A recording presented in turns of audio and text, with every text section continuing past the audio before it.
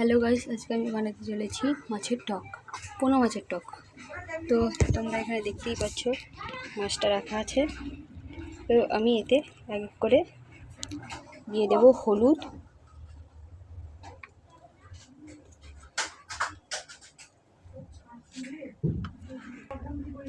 তারপরে দিয়ে দেব নুন। তোমরা দেখতেই পাচ্ছ এখানে। তো নুনটা আমি দিয়ে ভালো করে মাখিয়ে নেব। তো তোমরা দেখতেই পাচ্ছ এখানে আমি মাছটাকে মাখিয়ে নিচ্ছি ভালো করে। তো এখানে আমি মাছটা মাখানো এখানে আমার কমপ্লিট হয়ে গেছে। এবার আমি বেটে নেব রাইটাকে। তো রাইটাকে আমি দেব 1 চামচ, 2 চামচ, 3 চামচের মতন রাই দেব। এবারে এটাকে ভালো করে মিক্সিতে বেটে নেব। দেখতেই পাচ্ছ যে আমি বেটে নিয়ে চলে এসেছি রাইটাকে। এবারে জ্বালিয়ে নিচ্ছি গ্যাসটাকে। তো দেখতেই পাচ্ছ গ্যাসটাকে জ্বালিয়ে নিয়েছি। তো এখানে আমার কড়া গরম হয়ে গেছে, দিয়ে দিচ্ছি তেল।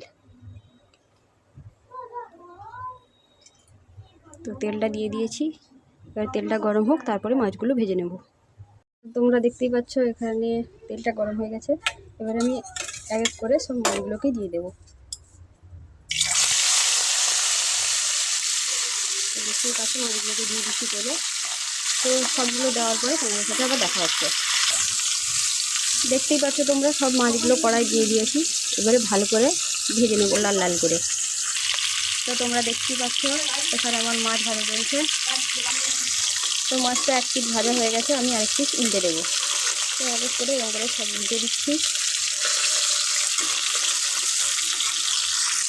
তো তোমরা দেখতেই পাচ্ছ এখানে লাল লাল করে ভাজা হয়ে গেছে এক পিঠ। এখানে আমি মাছটা ভেজে তুলে রেখেছি। এবারে কড়াইতে দিয়ে দেব শুকনো লঙ্কা। তো যে যেমন ঝাল খাও তেমন দেবে। আমি হাফ শুকনো লঙ্কা দিচ্ছি, আমার ছেলে খাবে বলে। তো হাফ শুকনো লঙ্কা দিয়ে দিয়েছি। এরপরে দিয়ে দেবো ফোড়ন। তো দেবো এখানে 5 ফোড়ন। এখানে 5 ফোড়ন দিয়ে ভালো করে নেড়ে নেব। তো এরপরে দিয়ে দেবো রাইটা। রাই বাটাটা আমি দিয়ে দিয়েছি। এবার দেখতেই পাচ্ছ। তারপরে দিয়ে দিচ্ছি সামান্য পরিমাণ জল। জলটা দিয়ে ভালো করে কষবো। এবার আমার হালকা হালকা কষানো হয়ে এসেছে। এবারে দিয়ে দিচ্ছি 1 চামচ মতন হলুদ। তো হলুদটা তোমরা পরিমাণ মতনই দেবে। এখানে আমার 4 পিস মাছ আছে, তাই জন্য দিয়েছি 1 চামচ হলুদ। হলুদটাকে দিয়েও ভালো করে কষিয়ে নেব।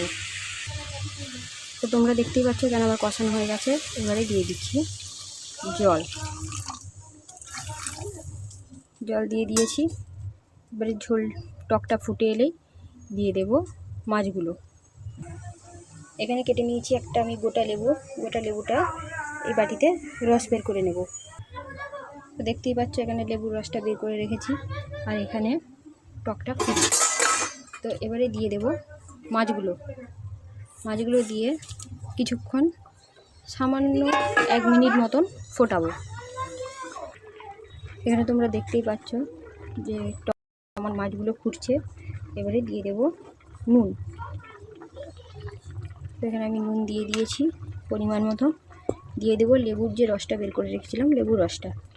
লেবুর রসটা দিয়ে বেশিক্ষণ ফোটাবো না, 2 বার ফুটে উঠলেই বন্ধ করে দেবো গ্যাসটা। বেশি ফোটালে তেতো হয়ে যাবে। তো আজকে তোমরা দেখতেই পাচ্ছ এখানে আমার টকটা রান্না কমপ্লিট হয়ে গেছে। দিয়ে দিচ্ছি চেরা কাঁচা লঙ্কা। কাঁচা লঙ্কাটা দিলে সেন্ট নিয়ে দেবে। তো এখানে আমি ব্লগটা শেষ করছি। আজকের মতন এইটুকুনি। টাটা, দেখা হচ্ছে নেক্সট কোনো ব্লগে।